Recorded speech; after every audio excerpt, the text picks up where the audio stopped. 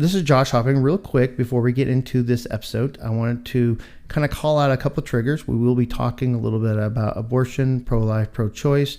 And we do realize that some of our listeners might have experienced this and have a lot of strong emotions on this topic. Mm-hmm. So if that's you, please feel free to skip this episode. But we really do want to unpack and kind of talk about some different ways of coming at this very politically and emotionally charged subject. But just a trigger warning if this is something that is key to you. And also, if this is something that you feel you might need to have therapy or a mental health professional walk you through, there is no shame in starting that journey as well. Exactly.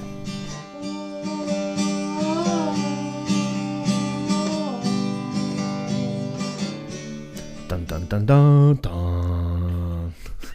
Hey, this is your host Joshua Hopping, and welcome back to another episode of Fractured Faith. And this is also Angel Ford. Yes, excellent. So we're going to have a nice, safe topic today. Yeah, no ruffled feathers, not a controversy whatsoever. We're just going to talk about if you could be pro-choice and also a follower of Jesus. Oh, no. Let's see how many people turn off their podcast right about now. Yeah. Are you still there? Are you still there? Exactly. Now, Angel and I have not talked about this subject, so I really do not know where she falls on the pro-choice pro-life debate. Yeah, it's a kind of funny, a little peek behind the curtains for our listeners.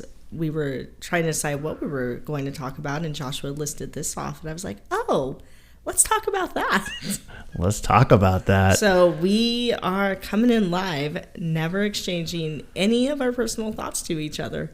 So if there's a podcast after this, it's because God intervened. And we're still friends. We're still friends. We're still here. This will be a testament to, can we have that mosaic idea? Can we actually believe different things and still sit in the same room? Exactly. However, I do think we will probably both land on the short answer being the same, if I may take a guess at a bet here. In the sense that if you think about can you be pro-choice and a Christian, I think the short answer would be yes. Oh, okay. My short answer would be it depends. Ooh, right off the bat. There we go. All right. So, Angel, start us off. What do you mean? Okay. So, let's start off with I am not pro-choice and I'm also not pro-life. If we want a political side, what is the word I'm trying to say? Politicalize? If we want to politicalize this, which I don't think we should anyways, so that's a whole other conversation. This should not even be up for politics. If I were to label what I am pro-education. Okay. So how about we define some terms? Yes. So pro-education, pro-choice, pro-life, those terms get thrown around so much. Right. So you want to define what you mean by those real quick? Yeah. So when I think of pro-life, it is blanket statement with some exceptions, no abortions. Okay. Right. And I think it's even kind of been more in the Republican realm where they put in the exceptions and unless it's a pregnancy due to rape or incest, in which case that's fine. Otherwise, no abortions. Pro-choice is you can do whatever you want. And I think there is a kind of a misunderstanding or mislabeling that because you're pro-choice, you're also pro-abortion, and that's not necessarily the case. Right. It really is just you are pro the woman making a decision for her body, which as a woman, I really appreciate that sentiment. I think for me, where I've landed with pro-education is when we dichotomize something as hot topic as this, we automatically shut down half of the audience when we say what we are. That's true. Right. And I really enjoy having conversation. And so I don't like to label myself in either this or that when what I want is conversation. And by labeling, I have shut down that conversation. That's true. Because a lot of times, especially in our culture and our political kind of cultural wars that we've had in our churches and everywhere else, like you said, if you're not one thing, you're another. then you shut down and people stop talking to you. Right. And honestly, I really think that most people who land on either end probably do actually agree a lot with the people on the other side. We just don't talk about it. And the people who do talk about it are extreme on one side or the other, and they're yelling it on social media. So that's why you want pro-education, like talking about... I would like to have a conversation about this. Yes. So why pro-education versus like another word, or like pro-conversation, or, you know, both and, or whatever? Like, why education? Well, I think when we talk about, okay, let's visit the pro-life camp here for a minute, right? And it's, you know, life begins at conception, which I absolutely believe in that. And it's interesting when I've talked to people who are pro-choice, and I've asked them, because they kind of scoff at the Christian who believes that life belongs at conception and all that stuff, and I'll ask them, I don't. Which is great. We'll get to it in a minute. I'll pose this question to you. It's like, okay, genuinely curious, when does life begin? And no one's really been able to give me a straight answer. So, and I don't know if you have an answer. Hang tight. I have one for you. Great. And so the education in that is like, you know, just like, when does life begin? And let's like explore this and research this together. And people typically don't have an answer for that, for me. Until you, evidently. So we'll see. Exactly. This is it's going to be interesting. Yeah. And then if we go over to the pro-life camp, when they hear pro-choice, right? Like, I want to educate them. Like, that doesn't mean pro-abortion. That really just means that they want, like, to have a choice over their body, and that there are so many other nuances and variables outside of just rape and incest, right? Like, we have, like, development, we have pregnancy risks, we have poverty, you know, just all these things where it's like, okay, if you did the deed, you got to have the baby, right? And it's like, well, there's so many nuances to this, because people can't just have a baby, right? And if we do, we're now potentially putting them in this high risk situation, either to remain impoverished, or to remain in abusive situations, or to continue to not be able to, like, raise their socioeconomic status. And that becomes a bigger burden on society, and we're not actually helping. So I'm going to push this a little bit here. So you said the main question was, can you be pro-choice and a Christian? And you said it depends. So where on your pro-educational spectrum here do you stop becoming a Christian? I think when you stop being a follower of Jesus. Okay. But can that mean you're pro-choice? Because again, if you're pro-choice, and at what point do you stop becoming a follower of Jesus? Because it all depends, and you want the nuance on it. So there has to be a line somewhere for you. Well, you want a line. So you mentioned the line, not me. Yes. So where, Angel, is the line? At what point do I cease to become a follower of Jesus if I'm in this pro-choice, camp of, hey, I want the woman to have a choice on what's happening, all the different nuances that place. At what point do you cease to cease to be a Christian, cease to follow Jesus? Yeah, great question. So Jesus also gives us choice.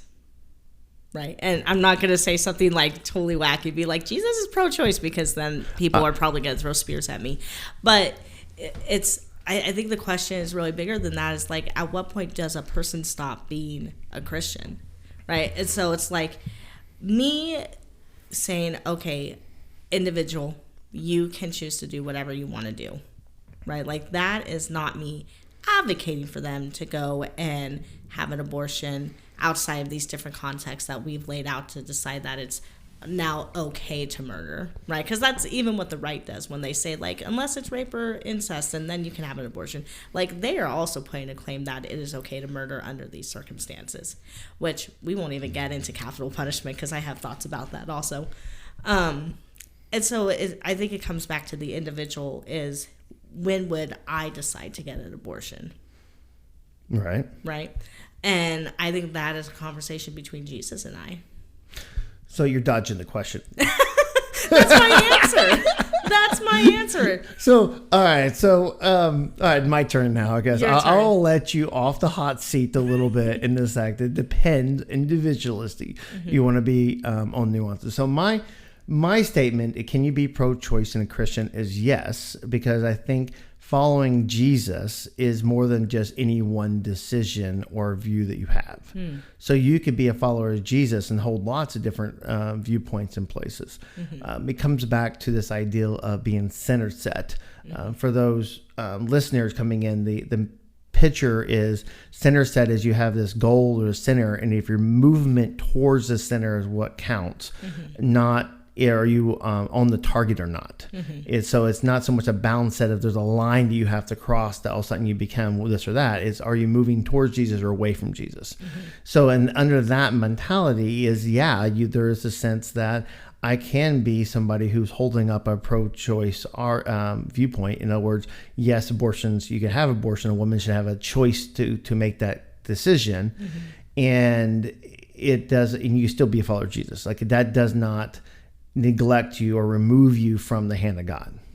Okay. In the same way, I would probably even have a push that further is that you can be somebody who's killed somebody. You know, we think about the military or arms or even police or other areas, or if you go biblically, you go into Samson or David or a lot of these different people who are killing people and in some cases even murdering people. And yet they were still people who were following Jesus in kind of places. Now, argument would be, well, did they ask forgiveness or not? And we could debate about whether or not you need forgiveness and all that kind of nuances to that. Sure. I would personally say that taking a life of any kind is something that needs a certain amount of forgiveness from. Your blood's in the hand regardless of what's happening. That's where I get into the more pacifist side of where I'm kind of anti-violence in a lot of ways and kind of nuances. So you're anti-violence and pro-choice? Yes. Interesting. So which goes back to when does life begin? Yeah. You know, and even the history of that. So that's a fascinating conversation for me and things. So historically, you guys by now realize I always love history and I love being able to think about it. So when life begins is not something that's universally been determined. It's like not the human race doesn't automatically have a switch that says this person's a human now. So some tribes in the South Pacific and other areas around the world, it was a child or a baby doesn't become a true human until they're like 1 or 2 years of age. Then they are named and they have a name, and then they became a member of their tribe, and they then become a human. And before that point, they're really not a human. Okay, question from a psychological perspective. Was it like they truly didn't believe they were human, or was that a way to like emotionally preserve themselves because of like infant mortality rates? It's the latter. So infant mortality rate is so high in some of these tribes that the likelihood of a child getting past like their second birthday is really, really high, or their first birthday, and depending on the group, it varied a little bit, but there was usually an age in there. So yeah, there was a certain protection against themselves to be able to say, hey, if this child dies, there's a barrier there. It doesn't mean that they necessarily sought to kill that child per se, but they were just being careful with that. Now, if a parent, a mom or dad in different cultures, different ways, if they did deem that child to kill it or leave it out to exposure or whatnot, it wasn't like they were killing a tribal member or a human. They were just, because the child was not human yet. Now, we may debate that from a scientific point of view right now, but the point I'm getting across with that is that different cultures have tried to define what that is. Right. So historically, among the Hebrew and some of areas, even going back into the Romans and Greeks, that kind of get those. The Roman, the Greek, and the Jewish kind of get really interwoven into Christianity because of where Christianity came from and the locations of that, right? So those thoughts kind of get intertwined. They had what's called the quickening. The quickening was when the mother felt the movement of the child. So at that point, that's when they believed. Others is when the baby took the first breath. because biblically it says God breathed his breath into the dirt and it became alive. So until a baby breathes air, it's not really alive, right? So it has to be breathing, or it has to be felt, the quickening. Of course, the quickening is very subjective because it's up to the mother to be able to make that determination. Some moms are more sensitive than others as far as what are, because there have been stories of ladies who've gone through, in labor before they realize that they actually are pregnant, right? Which is wild in my opinion, but that's reality, So there's different views of that one coming in. So there really wasn't. Now, with the advent of science and ultrasounds and things of that nature, we've been able to see into the human body more so than we've ever seen before. So you start seeing the movement of the baby, the child growing and moving and all that stuff like that. So that's actually really rebrought this issue of where does life begin, because now they're like, oh wow, like there's something going on inside before the quickening, before the breath, that we may need to pay attention to. So then that's when a lot of things were being able to be, is it a conception, or is it at some point between conception and the quickening? And church groups have really been very, before like the 1970s and 80s, a lot of church groups were very fluid on that one. Even the Southern Baptists into the 1970s, the Southern Baptist Convention, known as very conservative, very fundamental, they actually released a statement saying that they're pro-choice, that they believed in the rights of the mother to make a choice among their pregnancies. And that's coming into like the early 70s or mid 70s. After Roe v. Wade, right? So this is post the Roe versus Wade Supreme Court. They were focused on everything else. This is before Ronald Reagan. When Ronald Reagan, the rise of the moral majority, kind of went and brought abortion to the political front. And then that's really where like the Southern Baptists and groups really kind of moved into this quote unquote pro-life, which I have problems with that name, and I'll get to in a minute. But that's when that started moving.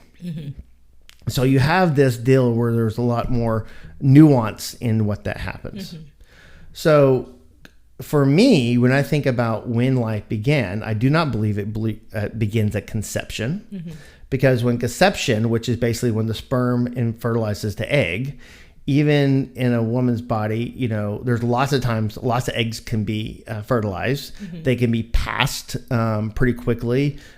Without actually implanting into the womb, or there's miscarriages at certain parts of the beginning phases of this of the pregnancy and things happening. Right, there's a lot that happens in with that, and we really don't see a lot of people focus on that. However, there has been a rise of this whole anti IVF in vitro fertilization, because they don't want the sperm and egg to be fertilized in a petri dish, basically in a scientific lab, because they say, oh, life is beginning, and now you fertilize all these eggs and now you're going to kill them all, right? So you're starting to see more extreme views of that starting to come out a little bit more and more. But I would say that life begins similar to, in the same way that we say life ends. And what I mean by that, if you look at when does life end, I'll actually pause and ask you that. When does life end, Angel? When do you think life ends? I don't think life ends. Like when you die. Oh, when we die. Like, what does that mean? Okay, like the soul. Yeah, it's like, okay, we go and live in forever or whatnot. Right. It's a different deal. But like when do you're talking about life begins? We actually could need probably talk. Is there the soul? Is the soul created when the body's created, or the soul actually exists before? Right. That's another topic. But or does it come down from heaven because we already existed? Yeah, it's a pre-existing soul. But yeah, so but going back to the question is when do we die? Like what would you consider death in the people? Medically speaking. That's an interesting question. I don't think I've ever thought about that. So in medically speaking, if you think about it, is if you're in a coma, right? Your heart, your lungs may not be breathing, but we can have machines to make you breathe. Your heart might not pump, but we have machines that will make your heart pump. Okay. The only thing that we do not do machine wise is your brain. Right. Brain waves. So they monitor your brain waves. If your brain waves are still solid, they will keep your lungs and your heart going if the family chooses to pay money, and that's a whole nother thing about healthcare. Yeah. But again, removing the cost, as long as you have brain activity, you could be in a coma and they'll keep you going. And sometimes it's been 20 years and people come out of the coma. Yeah. If your brain activity goes away, they can still keep your heart and your lungs functioning, but you then become brain dead. Right. And at that brain dead state is when the majority, and I would say pretty much all doctors, would declare you dead. Is when your brain activity stops. Okay. I can ride with that. Okay? You ride with that? Sure. So for me, using that same parameter, well, when does the baby's brain start?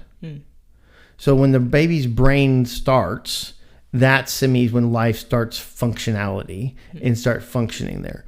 Because until then, you do have these cells that are starting to function and things of nature, but there really isn't, I don't really see a human at that point. And then all of a sudden you start seeing the brain coming in.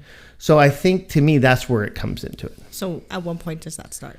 Well, that's different from the cycle. And I can't remember the exact weeks. You mean look up the exact number of weeks and everything else. I have to Google that. Right. I don't have that memorized. Yeah. No, that's fine. That's fine. You've never been a female pregnant. I've never been a female pregnancy. So I think that's very compelling.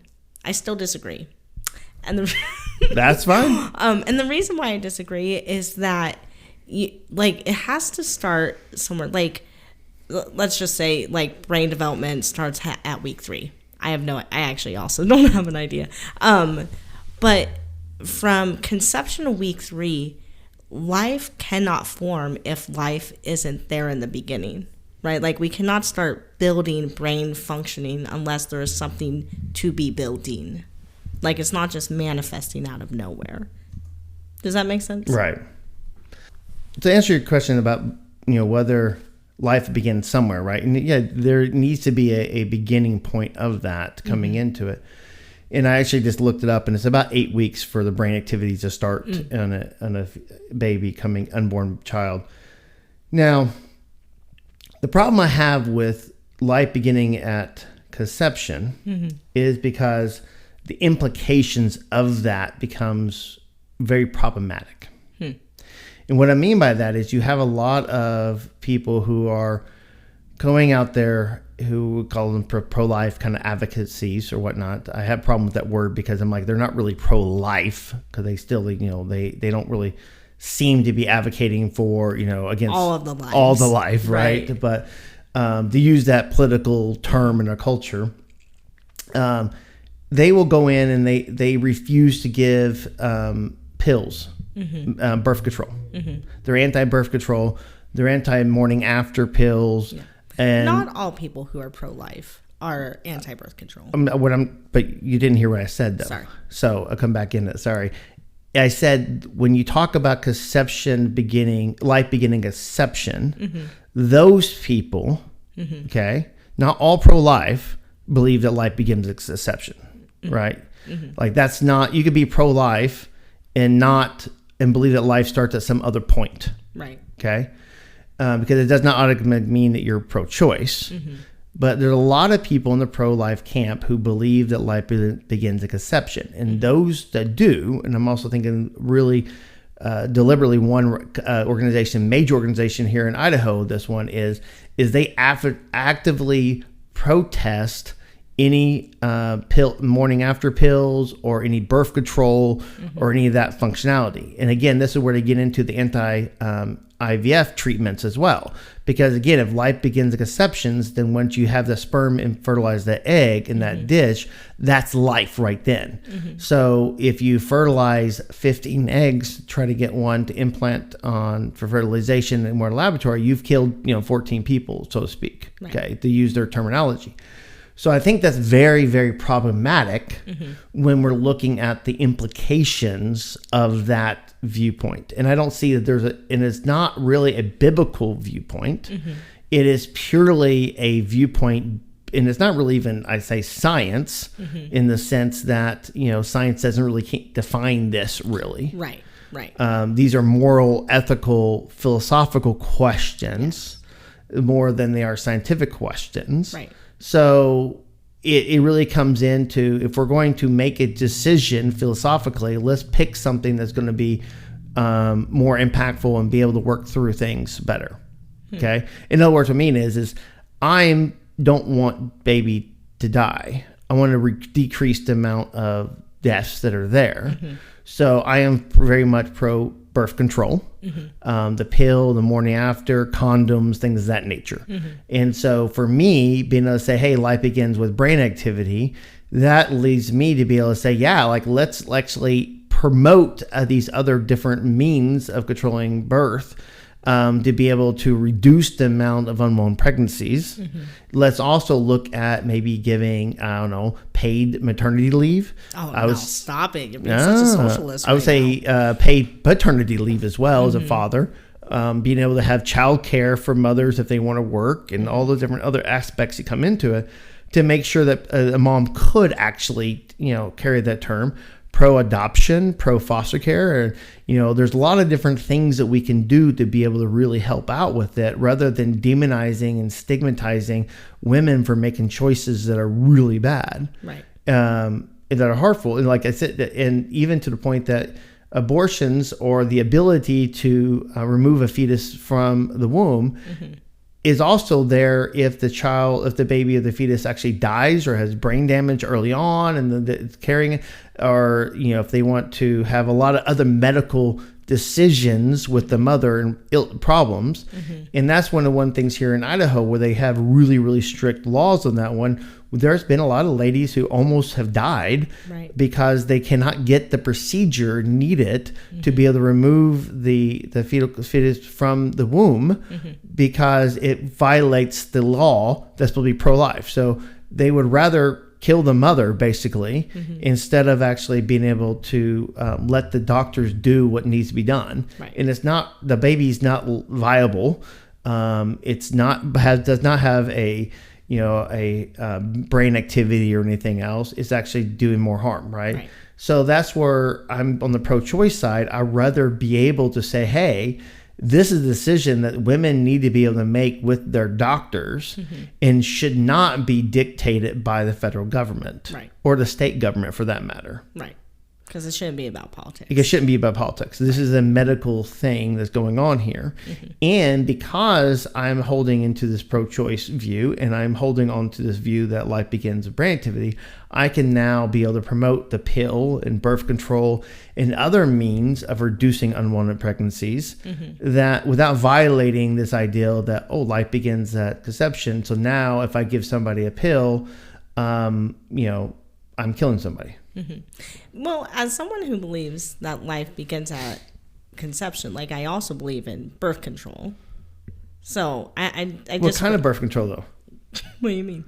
Well, I mean, there's different birth control. There's the pill, there's condoms, there's the morning after. Like when you use birth control, what do you mean? I mean them all, except for the morning after, but only because I don't know the science behind it, so I can't speak on that. Okay. Well, so even the pill, though, if you're on the birth control pill, scientifically what happens is it's preventing a fertilized egg from implanting in the womb. It's not stopping the egg from being implanted. So by your own definition, I'm sorry to have to tell you right now on the podcast, that is inconsistent with the belief that life begins at conception, because the pill, it again, that fertilized egg, it's just not implanted into the womb, and therefore that life is quote unquote gone. Yeah. See, this is why I believe in education, is because clearly public education did not serve me well when it came to birth control. Yes. Yeah. Well, that's a different public education. Thanks, public education. Well, and I think, that brings up a lot of the deal of where this is part of the problem. This has become so polarized, right, that we talk in highlights. We talk in, dog whistle kind of politics, and even in religious circles and everything else. And we forget the nuances, what's going on here. And so a lot of times people, you're forced to be into a camp. Right. And without understanding all the nuances that actually go with that camp. Right. And then you don't want to, you want to stay within that camp, and going outside of the camp is hurtful. Right. Because I know for myself, as I moved from because I grew up in a very pro-life kind of really conservative, deal where it was abortion, quote unquote, was murder, in the sense that realizing that no, that's not true. It's not always true. Right. I would say there may be occasions where that come into it, but there's a lot more at play. Again, like I talked about, like when does life come in? Different cultures have decided that completely different for a lot of different reasons. And what we didn't even get to, the biblical deal, is the Bible actually has in there, and this is New Testament in Leviticus, I believe, it talks about if a woman was caught cheating, she should drink this cheating on her marriage, her husband, she should drink this drink. And if she has an abortion, then she's guilty, but if she doesn't, she's not, or whatever else. So it's a kind of very convoluted passage. And in that passage, again, it's talking about killing this unborn child, but that was seen as, that's it. The Bible doesn't even see that as a negative or a positive. It's like, in fact, they're inducing this. So in some ways, they're basically causing an abortion. And this was a very positive thing according to Scripture, because what's being judged there is the lady's activities, not the death of this baby, the child or whatnot.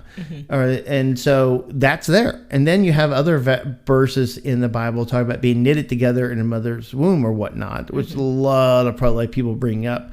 Which, yeah, I believe God knits things together in so many different ways, but that's not really telling you when life begins. It's just saying that, yeah, these material blocks, these atoms and these cells and stuff are reproducing. Right. And God is there, because the Bible also talks about how God is under the deepest, darkest part of the oceans to the highest heavens, to under the rocks and in the trees or whatnot. So there's a lot of verses, I think, a couple of these verses are pulled out of context. They're more poetic and they're not scientific, and they're not really, in favor of any view per se. Right. Especially since the Hebrew people were, this is, 6,000 years ago in different ways, right? I would say, even if we were able to today punch into Google and be like, yes, absolutely, 100%, life begins at, week 3, right? That still doesn't get rid of these two camps of being pro-choice versus pro-life. Right. Because people in the pro-choice camp will be like, well, so what? It begins in, 3 weeks. Like, it still doesn't, solve the issue here. Yeah, that's true. And there's different places. So that's where, for me, I tend to focus on what are going to reduce the number of unwanted pregnancies. Where and that's where I talked about some of we joked about being a socialist and not, which I'm not, by the way. I'm more a mutualist. Socialist have a different connotation. But the sense is that we need to take care of the women. Right. Right. And I think there's the education component in there, is understanding these unwanted pregnancies. And because, you have more of the conservative public educations that don't even teach proper sex education. Mine clearly was an okay one, but abstinence only is not. It's insane to me. The correlation of abstinence only public education and unwanted teen pregnancies is just it's so anti-agenda for what it is they're wanting. If you truly don't want unwanted pregnancies, if you truly want to circumvent the issue of abortions, then let's talk about preventing conception. Yeah, exactly. Let's give out condoms, let's give out the pill, let's give out things. But I think at the end of the day, comes back to is I think a lot of pro-life people, I think, really want to control women's bodies. And that's a hard statement, and I know there's a lot of really good people who are really concerned about the babies and the children and such. I get it, but I think there's a lot of propaganda that's been put in place. Sure. That's where, again, historically speaking, if you look at why the church started focusing on this issue, which was during the Reagan campaigns, it was put in place by Falwell and the Rise and Moral Majority, specifically to gather people to vote for Ronald Reagan and the Republican Party. And it was put in place because these Republican parties and a lot of these faith leaders, Bob Jones and Jerry Falwell and these different ones, were trying they were running evangelical schools, and they did not want to desegregate, and they did not want the IRS to, they were being threatened by the IRS to take away their tax exemptions unless they allowed for blacks and people to come to their schools. Because a lot of these faith leaders were out of the South, and they were very racist and very pro-segregation. That wasn't that long ago. And they came up and they said, hey, we could use abortion as a great call, the moral majority, to get things together. And so they came with Ronald Reagan, who used to be pro-choice, and they convinced him to go to this whole pro-life, and they've been this big campaign. Again, this happened like a decade or several years after Roe versus Wade. It wasn't like Roe versus Wade happened and the church got really mad. Again, the Southern Baptists came out in favor of this, and they said, yeah, I think women should have this choice. A lot of these faith leaders said, yeah, women should have this choice. So there was the whole idea of pro-life, pro-choice was a very politically charged thing from the very beginning, designed to be able to motivate certain parts of the U.S. evangelical community to vote a certain way, not so much just for abortion, but just to be able to get other laws passed. Now, you see that here in 2024, where the law has been Roe v. Wade has been removed. You have the abortion issue has been put to the states. You have a rise of pro-choice state laws where people are saying like, hey guys, this whole life of conception thing, this is not working. We need to have sensible ways of pro-choice. In other words, there's medical reasons why an abortion's necessarily. Let's be able to pay attention to that. Now, what I have not heard is, and people always throw it out, is like, well, there's all these late-term abortions where they're going to kind of have scare. I see them as scare tactics because I have not seen a credible, source that really has say, hey, these Democrats or these pro-choice people are trying to kill, children that could be, preemies that are being born, right? Okay. Or they're actually with brain activities and they're trying to kill them really late. Is there exception to that? I'm pretty sure there probably is out there. There's some really radical people on both sides of the spectrum. Sure. But I'm not seeing a credible, like a law or anything, a legal thing saying, hey, we should actually, try to do that on a regular basis. Right. It really bothers me when there's been this argument of like, oh, they're going to say late-term abortions are fine and that, they can abort up to like 37 weeks. And like this worry of that just women by the hundreds are going to go in and abort their babies at 37 weeks. And it's like the people who are afraid of that, like, I question, have they ever carried a baby that long? Because no mother who has carried for that long just decided right next to the finish line to be like, oh, change my mind. Like, there is something happening for a mother to decide after carrying their baby and feeling them. And, if we've carried the baby to 37 weeks and there's a reason to have an abortion, like, us as the mother, we are grieving. Yeah, there's other issues. This is not a happy time. This is not I just don't want the responsibility. Like, something has either happened to baby, to mom. Like, there is something dramatic happening, and this is not a happy time. We're Nobody is celebrating this. Exactly. And again, it's a scare tactic, I think, for so many times. And that's really where, for me, I think we're... In some ways, we answer that question differently. I answer this 100% yes. You were like more nuanced in that area. I think ultimately our heart and goals is like, let's work and protect these mothers, right, and help them. And I think laws and policies in place to give them more choices and to give them better health care is a plus. Would you agree with that? Yeah. Yeah. So I think that is definitely something. And I think also the thing that we agree upon is the polarization is we're over it. We're just over that. Because I think generally speaking, and this is where it's like they have more in common than they think. I think generally speaking, people who are pro-choice and people who are both pro-life both want to prevent unwanted pregnancies. Right. Like, we all want the same thing because people who go and get abortions, they're not doing it because they were bored. Like, Nobody wants to go through the procedure of having an abortion. Like, if you look up the procedure of getting one, like, it's not a fun time. Like, women historically have not been treated well in the medical field and going through medical procedures. No woman is, like, looking forward to getting an abortion. And so we have to, like, consider, like, if a woman does decide to do that and they are able to do that, depending on the state that they're in or migrate to, they're not excited about this. Exactly. Oh, I 100% agree. And I hate, I mean, I use that word very strongly in the sense that I hate how much the politics of this and how they really come against these moms. Mm-hmm. Instead of going, like, again, like you said, if a woman chooses that procedure, it's not an easy choice. Right. And there are, as far as I'm aware of, there's people, before you can even have the procedure, you got to go counseling, you got to talk to doctors. Mm-hmm. It's not like you just walk in off the street one day and they like, boom, there you go. Right.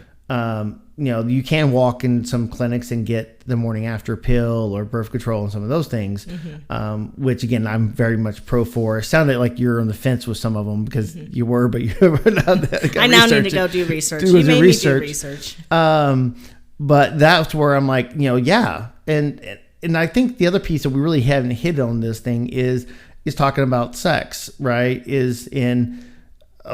I do feel, and this is maybe a feeling versus a scientific or factual deal, but I do feel that sometimes the pro-life folks are wanting to control the activity of sex. And this is why I go abstinence only. Like, okay, you know, stop that. And now as a father, you know, I really think that sex should be waited until marriage. Mm-hmm. Okay. However, statistically, with my 3 boys, that's not going to happen. Mm-hmm. I'm going to at least have one of them who's going to be out there. So personally, as a father, I want to teach them about sex education and how to be safe with when you're having sex because of sexual transmitted diseases, mm-hmm. Among the pregnancies, the emotions that go into after you have sex and all the different things that come. There's a lot going on there. Right. And I want them to be able to make that choice. And it's like, hey, if you do make the choice to have sex, there's consequences that are going to follow. Mm-hmm. If you choose to wait to marriage, there are still consequences. There's consequences of the dating relationships and stuff before that marriage, even after the marriage, or how do you know how to have sex? You know, there's consequences no matter what. But let's have the consequences and let's have those conversations with people, mm-hmm. all the while knowing that your relationship with Jesus is something that's secure, that's beyond just what you do with the sex or not. Mm-hmm. Right. And I think that's a nuance and an understanding that we need to bring to this conversation, rather than just, again, the hyper political. Either if you're a Christian, you must be pro-life, mm-hmm. and you cannot be a Christian and be pro-choice. Mm-hmm. And I think that's where it comes back to it. Right. Ditto. There we go. So, in wrapping up, again, yes, Jesus, go for it. Pro-choice is a lot more nuanced. Right. Pro-life is a lot more nuanced. Mm-hmm. Be pro-education. Doesn't hurt anybody. Be pro-education. Think about things. And maybe, hopefully, listeners, prompt you to even kind of think about, when does life begin? Mm-hmm. And realizing that there are other options besides just conception. Mm-hmm. And maybe you might agree with brain activity or not. Mm-hmm. But think about that. Think about when life ends, mm-hmm. and kind of consider that. Because I think there's part of this podcast, A Mosaic of Belief, is introducing people to different ways of thinking. And then you can be able to kind of sit with that one, prayerfully talk through it, mm-hmm. look over it, realizing again that the scriptures are a lot more, it's very silent about this issue specifically. Yeah. There really is not anything black and white in the scriptures. Mm-hmm. So just be careful with that one as you sit with it. Yeah. And I also want to just add, because there is a lot of silence around this, we're all on our own journey. And so there's no shame in where you're landing, as long as you're genuinely trying to pursue your relationship with Jesus. Exactly. Yeah. All right. Thank you guys so much for Fractured Faith. We'll tune in for next time to chat about another topic. Bye.